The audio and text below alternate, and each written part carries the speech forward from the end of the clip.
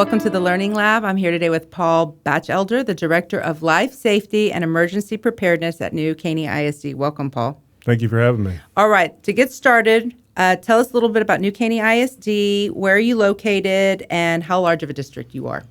Well, I think we probably fall in the mid-size district. We've got about 18,000 kids right now, and we're about 30 miles north of downtown Houston. Okay. Right where 59 and 99 kind of intersect on the north side is right in the middle of new Caney ISD.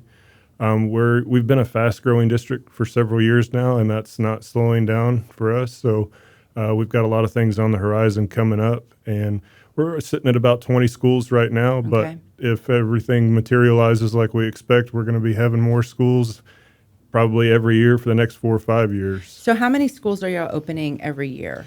Well, right now we're just finishing up a bond, and the district will be looking to go for a bond actually this May. Okay. And so we're just now starting to put that out to the public and things like that, and this will be a big one. It'll touch every campus. We'll introduce a lot of seats throughout the district. At least 3 schools that I can remember off the top of my head that will be coming over the next 4 or 5 year period. So 20 schools, how many of those are elementary, middle, and high schools? So we have 3 high schools. One of them's in an early college high school, so it's like a little different than your traditional high school. We just opened our 3rd high school, and it's going to build 1 class at a time. So right now they just have freshmen, and there's more construction that needs to be done there. And then 2 traditional high schools existing right now. Feeding them, we have 4 middle schools right now, and feeding the middle schools, we have 11 elementary schools. And then we have an alternative campus, our own DAEP as well. So how many students this year? How many students for the entire district? Oh, yeah, we just rolled over about 18,000. Okay, and so fast growth. And I've been there about 15 years, and when I started, we were less than 10. Wow. And so it's really churning, yes. And when we talk about, you are also probably a little bit both urban and suburban. We are. And we would have been more suburban, almost on the edge of rural way back, even when I went to school there. And now it's just continuing to grow, and we're definitely more of the heart of the suburban classification. And growing. We have a lot of rooftops that are coming into our district right now. So you're homegrown. I didn't know that. Yep. So you are from there. I am. So what we're going to be talking today in school safety is school safety committees. And the whole purpose of that is, first of all, it was part of Chapter Texas Education Code 37109. Right. It was passed in 2009. And then in 2019, so in 2009, every district had to have a school safety committee, but it wasn't really delineated who needed to be on it and the specific roles. So now, with the passage of Senate Bill 11, it really outlined who needs to be on that committee. It included parents, the superintendent, a board member, a teacher, emergency management, law enforcement. So it's very specific on who needs to be on that committee with the intent of not one person should be making safety decisions for the district. Like that's really the intent. Look at the district DOP, look at reports that are going to the school safety committee. All of that information can be found on our website for those who are really wanting to look at what those specific details are. But what we're really wanting to talk to you all today is how that actually operationalizes, right? So how do you do that? I think that's a very common question that we get. Probably the first question that we get is, how do you ensure that those people on the committee come? So just kind of talk to me about who's on your committee. You don't have to list names, but just really like the titles. And then we know not all of those people are school district employees, right? And so how do you ensure that they can come and make it to those committee meetings? Well, I think one of the biggest things that you can do when you're, establishing a committee and getting people to buy into the commitment that they're signing up for is be upfront about what it is that you're going to be covering and when you're asking somebody to join the committee. And then as far as getting them there, what we found to be the most appropriate is giving appropriate notice, not just, from the OMA guidelines, but also just reaching out to them personally and really working with schedules to put it where we're going to work with everybody. So you say, hey, this is we need to meet at least this number of times. We're probably going to meet this time. So you're very upfront with them. This is the commitment. Yes. But then you also look at dates that everybody can make. Yes, and we start with our superintendent and our board members that serve on that committee, and then we start kind of working out from there. And we're very fortunate because our committee members have been always really receptive to, hey, we'll be there. You just let me know when to be there and go from there. And so we just start with who has the most demanding schedules and then start working backward from there. And each, we have to have a meeting each semester and then once in the summer, right? And so at the beginning of each semester or at the beginning of the summer, we start talking about, okay, what looks like it's going to work for our time frame here. Also keeping in mind that we got to stay a couple months apart. So we just try to land it at appropriate times throughout with a little bit of wiggle room because we need to be flexible to get everybody there.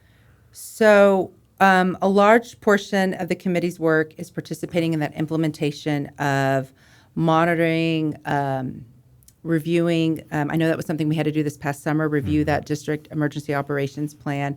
So tell us about that process and how y'all do that with that committee, because the emergency operations plan may be a new concept to some of those committee members. So how do you present that information to them and then talk to them about the new information that you're putting into your EOP?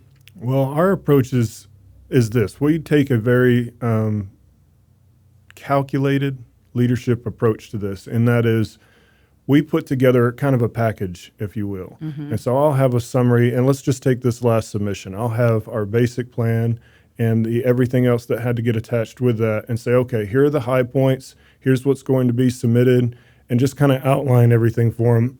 We're not necessarily building the whole thing right there, but we want to make sure that it's full transparency. So they have full copies of the entire thing that you will be submitting as well. Right. They get to see it. Yeah, I bring the hard copy here. Anybody can, here we go. Right. Any question you want to ask, it is an open book right here. And my goal is to make sure that I explain it well enough that they ask intelligent questions, provide that input that we need from the different disciplines that serve on the committee, and that we come to a consensus at the end of it.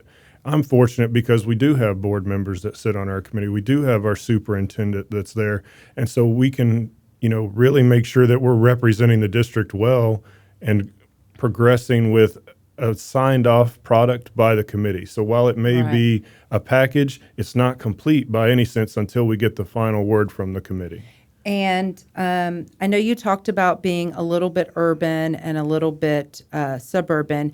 Do you have different emergency managers, or do you have one, like knowing that the different types of communities that you work with, who all shows up on your committee from that area? Great question. We are, we are in one county, so I only have one county. That makes it easy. Yes, we're fortunate in that way. Some split, a couple counties or cities, so we're lucky in that sense. We have local law enforcement, like our local sheriff's office will have a couple of members. We have an internal police department. They sit on it as well. And we bring in other community partners. And even if they didn't have a seat at the committee, they're going to know by proxy through not every detail that we discuss because it's kind of a, close to your heart material. Sure. But our local law enforcement, like our chief and our captain, will meet with local law enforcement agencies that maybe aren't there and make sure that they know what they need to know with respect to law enforcement response, things like that. And that's really important because we know that it's not just when there is actually an incident, it's not just one person, one law enforcement agency showing up. We know that there's multiple ones that will show up. And so we want to make sure everybody understands this is what the school district's plan is, and also that the school district knows who all could be showing up, right? Like it may not just be your local law enforcement, but it could also be, your constables. It could be the sheriffs. It can be your county. It could be, in some cases, DPS. In some cases, Border Patrol. You just have no idea. And so that's that opportunity for that committee to also talk about who all is out there. And that's really the purpose of having law enforcement representation on that committee, is we are hoping that this information is shared so that they will also share that. And that's exactly the intent of that committee. One of the things that y'all do specifically is you ensure that certain staff members are NIMS and ICS trained. I am going to make an assumption that that was not just something you decided in your office and you told everybody that you had to do. Right. So tell us a little bit about that process and how that worked through the committee. So something like that, when we're talking about what do we want to see from our staff and how do we want them to be prepared, that might come as more like a recommendation on my part to the superintendent. We decide, yeah, that's a pretty good idea. And then that will be written up in the emergency operations plan to be approved by the Safe and Secure Committee. And that would be one of those details that we would highlight and say, look, we don't need every employee to have all of this, but we want to see our district administrators take a few online courses just so that they understand the language and kind of the Right. structure of what could be expected if we go into emergency operations mode. And so when we start with that, then we can refine and make sure, okay, do we agree with this? How far do we want to go? And that's where the committee input really makes a Right. difference because we can make that recommendation, but how many of these employees do we want to go to? What level do we want when we look at, pay grades and things like that? We want our leaders to have, certain types of trainings. And so that's where you really need that cross section of disciplines Right. looking at it. You've got parents that are there to give you input, and then the county also can help with arranging classes and paying Wonderful. attention to getting the training that you need. So that's kind of all put into the think tank that is this committee, and then we walk out of there with everybody taking back, okay, this is what the approach is going to be for New Caney ISD. And that's a perfect term, right? That think tank. Right. So that you're getting those multiple perspectives, right? And from that community, because it's not like it's a school district is in and of itself. It is made up of community members. Your teachers live in the community. A lot of those, not just your students, but those also are employees, children. And so we want to make sure that everybody has that say into, your children probably go there. Absolutely. And so we want to make sure that everybody, but also when the question is asked, who made that decision? Why are these people trained? Multiple people can answer that question. Right. And that helps with community consensus and that community building so that everybody knows that there is an entire group of people that are working very purposefully on providing the best safety posture for New Caney ISD. Correct. And it's the team approach that allows you to be the most successful. Right. If you hinge it on any one person's opinion, then you're just at the mercy of one opinion. This is really about being vulnerable with each other just enough to say, do we really think this is what we need to do?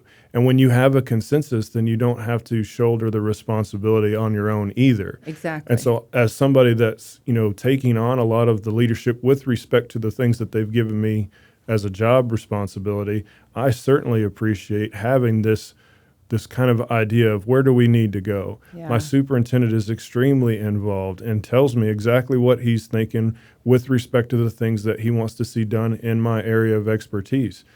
I understand that some people don't have that, but that's what we have there. And then we bring that to the committee, and it's almost a conversation between those of us that have talked about and say, okay, this is where we feel like the district needs to go, but we want to make sure those that are, either from outside the district or have a different perspective within the district, that we're getting that consensus.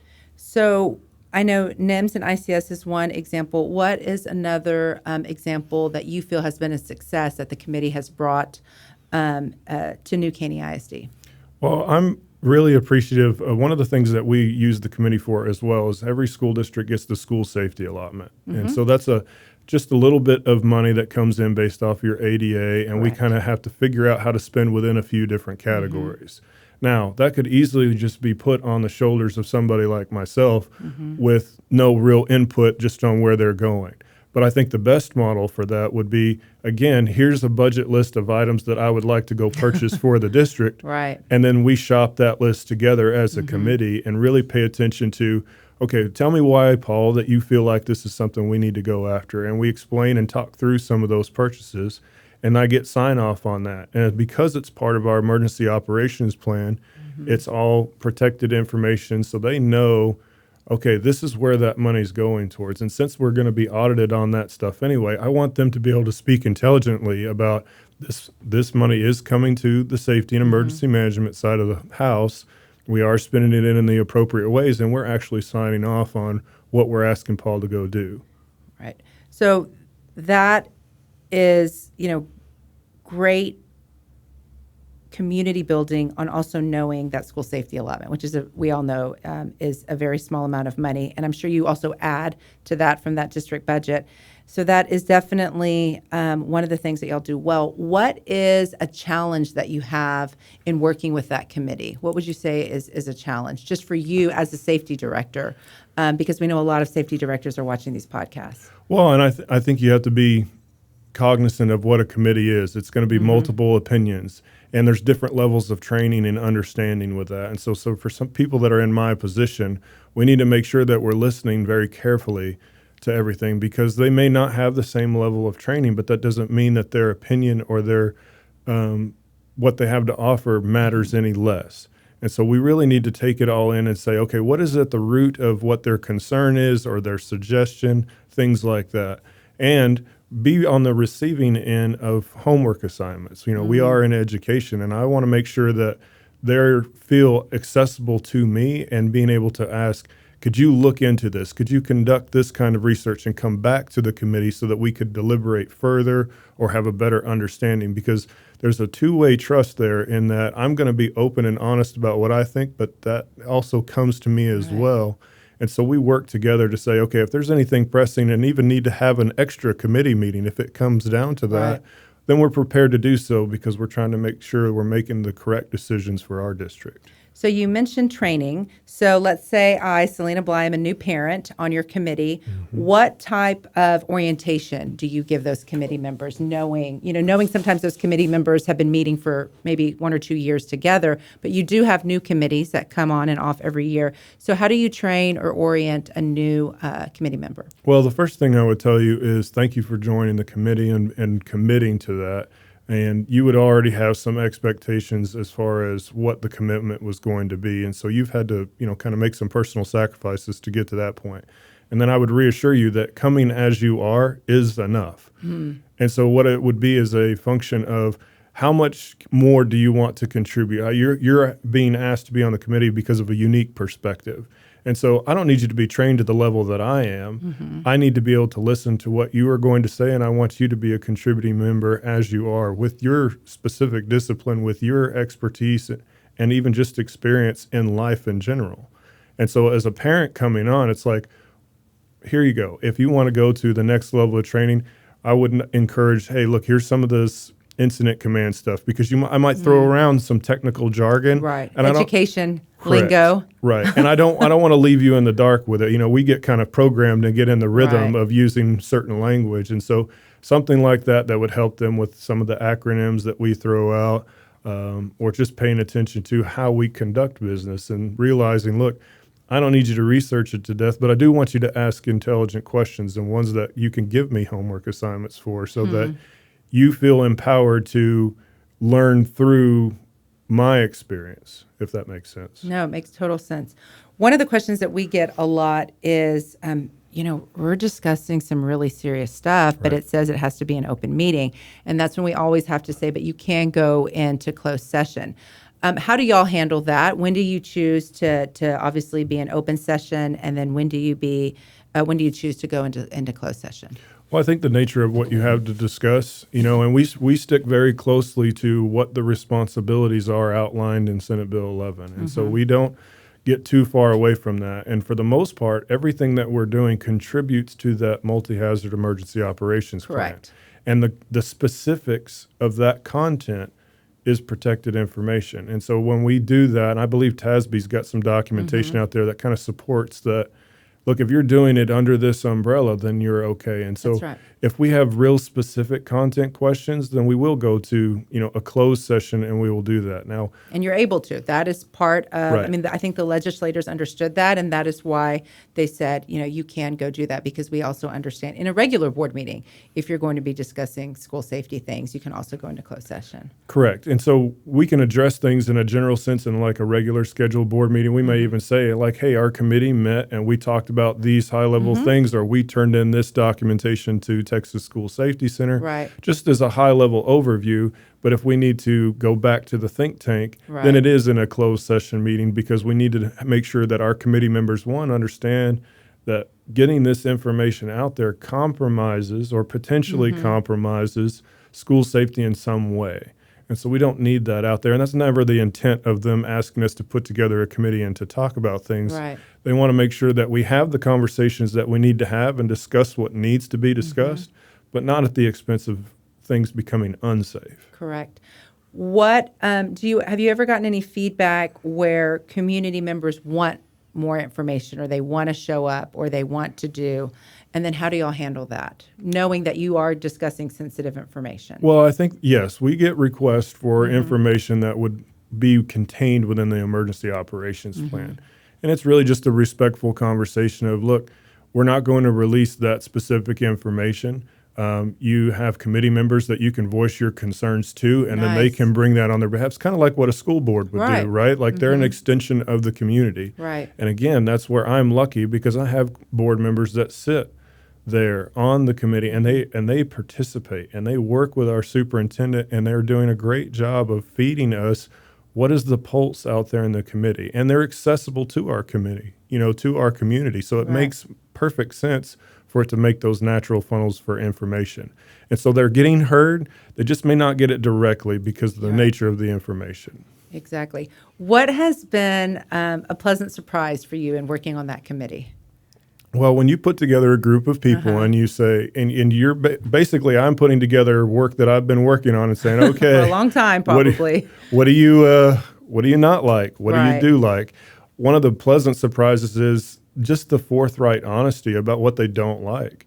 Because at the end of the day, I can start to understand what is the general expectation for somebody in my position to bring back to a committee of folks like that.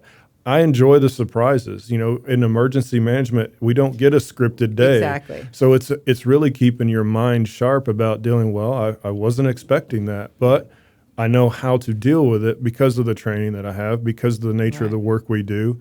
And so I just take it as, all right, here's a chance to see what you're made of kind of thing, and go to work and do what the committee's asking us to do. And I think one thing that everybody needs to understand is every school safety committee in every district is going to be different because every district is different. And a lot of people want us, to kind of give them, well, tell us exactly, just what we need to do. And that's why we do have that guidance there. But a lot of the decisions, a lot of safety decisions are also very much local decisions. Right. The type of training you want to provide to your teachers or to your students. Some of it is legislatively mandated, but I'll give you a perfect example. A school district, said, where does it say in law we have to provide CRACE training, civilian response to an active shooter training? And we say, well, it's not in law. That is an option. Well, we want to provide it. And I'm like, do we want to provide it or do you want to provide it? And so that is really when we say that is a decision that really aligns well in that school safety safety and security committee, because that is a local decision. There are some communities where they would never want that. That is not something that they want to bring. There are other communities who want that. And that is really the whole gist of that law. Right, is that schools are community schools. Public schools are community schools, and they're run by public school officials and appointed officials and voted people who've been voted in. And so we want to make sure that that is what the intent of the legislature was. And so a lot of times people are like, what do you mean that's a local decision? We're like, well, how you decide to do school behavioral threat assessment teams, all of those types of things, those are all decisions that can and should be funneled through your school safety committee. So it's not just one person deciding, it's a committee. Because we all know when we have various levels of expertise, then we're going to get better outcomes, because it's not just myopic in what just one person in their level of expertise is thinking. And so that's one thing that we really try to let people know is, if you do your school safety and security committee right, you're going to have community buy-in. And have you found that to be the case whenever you're out there presenting, especially after a hard summer and starting of the school year after what we just had here in Texas? Yeah, and I think everything you said is 100% true. It's really about, are you taking into consideration those that are not in the room and what they would say given the platform to say so. And every committee member having that thought somewhere in their mind as they're contributing to this committee. And so if we're doing that, then I think we are doing justice, and we are making sure that the community and our school district staff and students are represented well when we have this conversation. And after certain incidents, it's harder, and we have to ask, harder questions, and we have to figure out where we're going. It's emotional times. Right. And so making sure that we say, okay, all of that that has to transpire for one reason or another. We don't know the why, but we can decide what we're going to do in response to that. We can decide on a level of preparedness and training to apply to different levels so that we know how to meet those kinds of situations as best we can.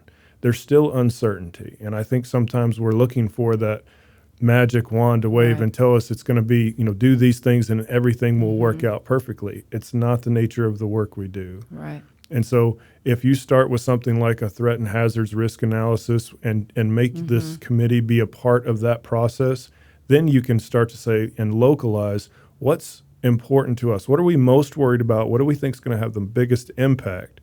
Rate that and then decide what level of training you want to apply to each of your ranked hazards that bother you the most. And if you make that a committee process, then I think you start to understand, okay, this is probably representative. If you've built your committee correctly, this is representative of what the pulse is out there in the community. So if we enhance our training in these areas, our communication in these areas, explain the capabilities that the district has and the partners that we have that are going to come to our aid, now you start to create this safety-minded culture, and it starts to get out there more and more, which raises the confidence that staff knows that the district is going to put together a group to come to their aid, that we have capability, that we're not even trying to do it on our own because we have committee members from outside of the district that are contributing as well. Well, that is really the gist of and the intent of the law. And so I appreciate you sharing your expertise with us. Is there anything else that you want to add that y'all do that we haven't touched on? I don't think so. I think we've had, been able to cover most of the things that we do. I just want to, offer encouragement to those that are trying to figure out how to get X number of committee members on there and things like that. Like those are all struggles that we all had with starting our committees. And no matter where you are in that journey, continue to ask those questions. Look for support from your senior administrators and your board members, and let them guide you what they feel like is going to best represent the community in this small room. I would make the recommendation that you don't make the room so big that you can't hear the voices that are in it. Nice. Now, it's different for everybody to try to figure out what that number is because we represent vastly different sized groups of people. But again, I think if you're asking those questions, then you're on the right track.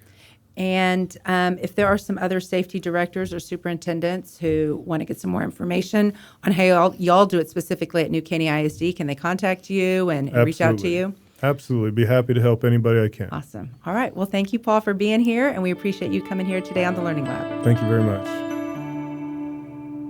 What was our time?